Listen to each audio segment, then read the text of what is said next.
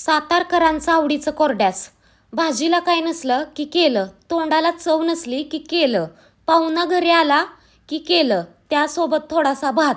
आता कोणत्या भाजीबद्दल बोलते मला कमेंट सेक्शनमध्ये सांगा. तोपर्यंत मी माझी व्हॅनिटी बॅग पॅक करून ठेवते.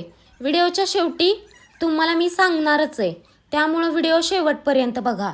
आज क्लासमध्ये माझ्याच आउटफिटची चर्चा चालली होती बरं का.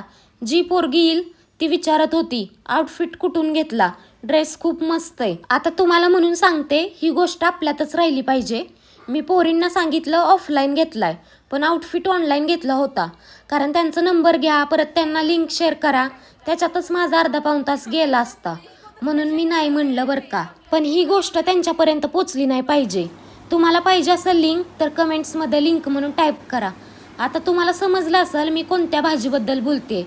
आज मी चक्क काळ्या घेवड्याची आमटी, भाकरी, भात केलं होतं बरं का.